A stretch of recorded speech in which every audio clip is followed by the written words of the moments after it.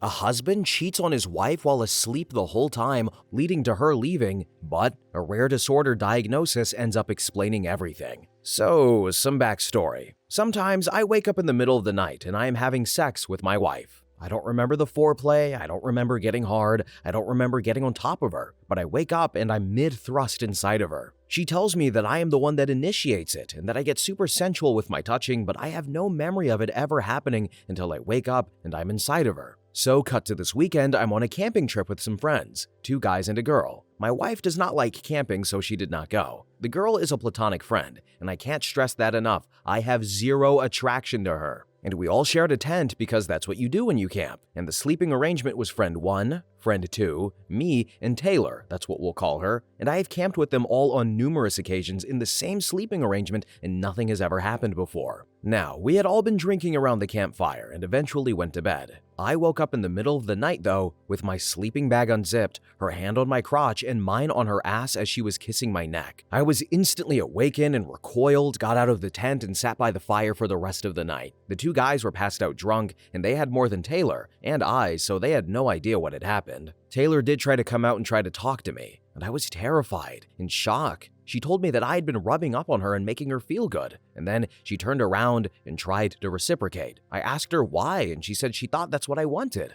And I didn't sleep that night, and I went home the next day and told my wife what happened. She blew up and accused me of cheating on her and that she was leaving me. I've tried calling her the past few days and she won't answer, and she's staying with her sister, and we haven't spoken since Saturday. She won't give me the time to explain what happened. What do I do? Edit. For clarity, though we had been drinking, I was by no means drunk. This isn't a I blacked out and then came to while I was on top of her kind of thing. It was not a means to cheat on my wife with Taylor. I do not find Taylor attractive at all. We have camped together 20 plus times and this has never happened before. I honestly had no idea what was happening until I woke up. Now here are some relevant comments. User 1 said, Okay, on the list of really dumb decisions, sleeping next to a female friend on a camping trip without your wife when you're known as a sleep effer ranks right up there. Seriously, dude. Seriously. Did your wife even know this female friend was going and that you would be sharing a tent? Yes, she knew she would be there and thought nothing of it. This group has gone camping together 20 plus times over the years, slept in the same way, and nothing has ever happened because there is absolutely no attraction to Taylor. Not at all. I do not find her physically attractive, and I look at her as a sister. I can't stress that enough. She does not appeal to me in the slightest. And as for the sleep effing, it had never been an issue before on these trips when more alcohol was involved, so the idea of it possibly happening has never crossed my mind. The sleep effing itself hasn't happened in close to a year, so I figured that I was past it. Then user 2 commented and said, Bullcrap. Maybe you weren't into her, but she was definitely into you.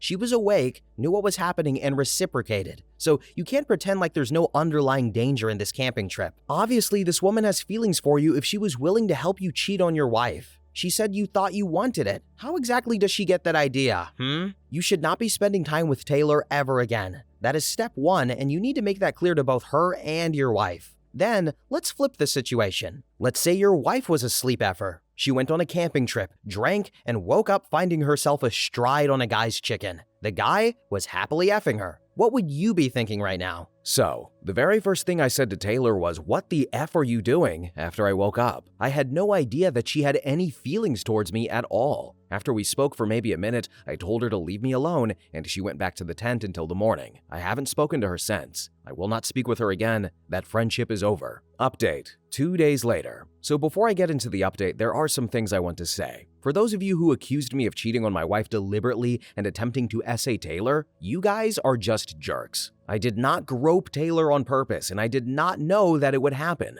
I was not aware of what was going on, and I had no control over what I was doing at that point in time. I would never grope or touch anyone without their consent. I don't think you understand how terrifying it is to wake up with someone who isn't your wife grabbing your crotch and having no idea what is going on. Couple that fear and confusion with the immense guilt I had because I was the one who apparently initiated it, it made me want to effing die. So thanks for that, people. I really appreciate it. To those who actually had helpful advice and actually tried to put themselves in my shoes, Thank you very much. And here is the update. So I spoke with my doctor, and he says it does sound like I have sexsomnia, but he is not too familiar with it. As far as he knows, there's no real cure, and there really isn't a real treatment for it. But he said he was going to refer me to a psychiatrist/psychologist, and they would help me. He told me they might try me on some antidepressants to attempt to curb it from happening again, and I found a blog about sexsomnia, and that actually really helped me better understand what I have and how to deal with it. The guy does a really good job of explaining the guilt and all of the emotions I felt after all of this happened. Then I did manage to talk to my wife, and things are good now. She wasn't contacting me because she needed time to herself and space to sort it all out in her head. She didn't want to say anything else that she would regret later, and she felt bad for her initial reaction. She knows me, she trusts me, and we have a great relationship. This is the first hiccup I can ever remember us having in the 9+ years we have been together. After I told her what happened, she went to the darkest possible timeline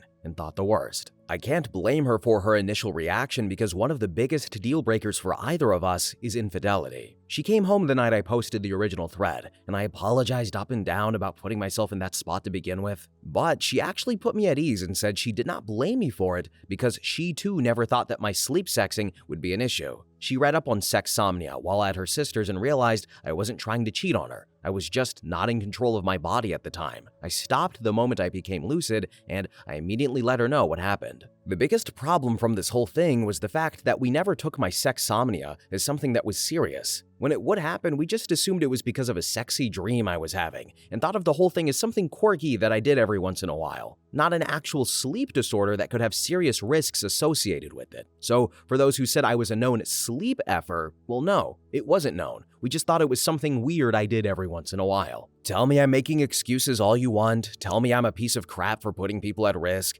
tell me that I'm deflecting blame. I really don't care. It's like having diabetes without knowing it and then getting sick when you eat a candy bar. Yeah, hindsight shows that there was an issue when you were peeing all the time, you were losing weight, and you were constantly tired. But if you aren't aware of diabetes, you don't actively think you have diabetes. My wife and I were both ignorant of the entire condition. The idea that I could do it to someone other than my wife had never crossed either of our minds because it happened so rarely and we didn't know it was anything legitimate. If either one of us believed that it was an actual risk, I would not have been in a tent with anyone. Now we obviously know better. Live and learn. One of the biggest reasons I got crap in the last thread was because I had the audacity to sleep in a tent with a woman. My wife knew of the sleeping arrangements and was completely fine with it. Like I said in the last thread, we had camped that way many times and it had never been an issue before this past weekend. However, there was a separate incident on another camping trip that I was previously not aware of. It turns out that I had apparently started caressing one of my buddies on an earlier camping trip and he didn't tell me. He told me that when I did it, he elbowed me in the gut and then I rolled over and went to sleep. I had no idea that it happened and he never mentioned it before because he thought I was just trying to F with him. So, it seems like my sexsomnia doesn't discriminate. For those who said I was stupid for sleeping next to a woman, that is not the case. I was stupid for sleeping next to anyone who is not my wife. I will never put myself in that situation again. As for Taylor, I got a conversation going with her on Facebook. In it, I apologized for the incident and I went into some detail about why what happened.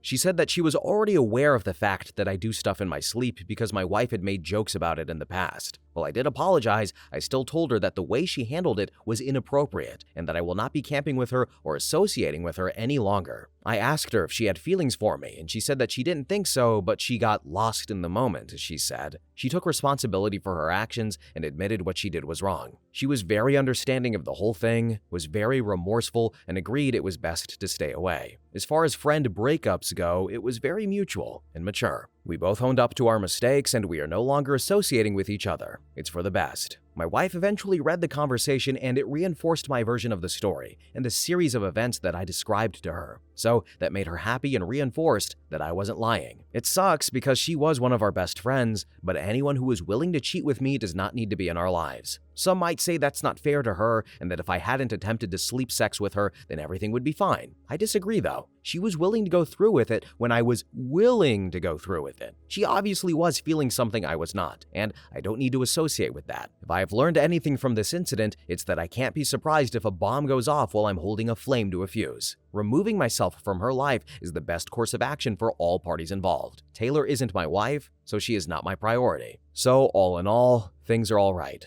I'm trying to move forward and my wife is too. things are looking up. We haven't scheduled couples counseling or anything yet, but I have suggested it, and I am a willing participant if my wife wants to consider it down the road. She seems to already be pretty forgiving, so I think that we're good. And I'm seeing the psychologist next week. So, for those of you who actually helped me and gave me constructive advice instead of attacking me, thank you. Now here are some more relevant comments. User 1 said, "Oh goodness, I questioned this on your last post and was downvoted for some reason, but I figured if you're a sexomniac, laying next to anyone could be a problem, not just women. But I am so glad this all worked out, and I thought you got a lot of unnecessary heat on your last post. But I'm glad this has all been resolved and you guys are moving forward." Yeah, my friend told me originally he thought I was trying to make it seem like a spider or a rat or something was crawling up his back. He flinched, and when he saw it was just me, elbowed me and I turned over. Apparently that's how it starts with my wife and how it started with Taylor too. I start lightly running my hand up her back like I'm teasing her,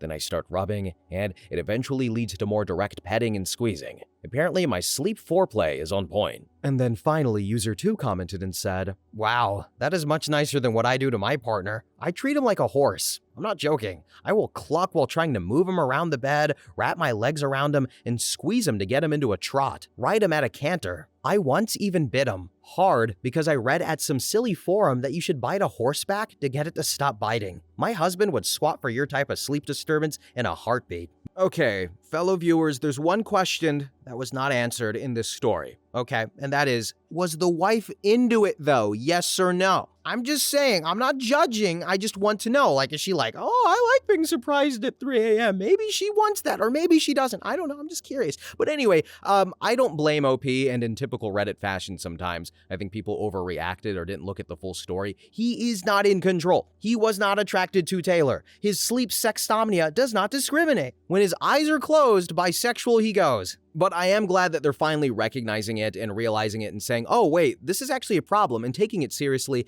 And I think OP made a good point that if he's holding a match to a fuse, he can't be surprised when the explosion goes off. So he's like, hey, I'm not going to sleep next to anybody but my wife. And if I do, well, you need to tie me down, but not in a kinky way, but for your own safety. You're trapped in here with me. I'm just saying. But anyway, guys, we're at the end of the video. Thank you all so much for watching, commenting. Have a really good day, and bye.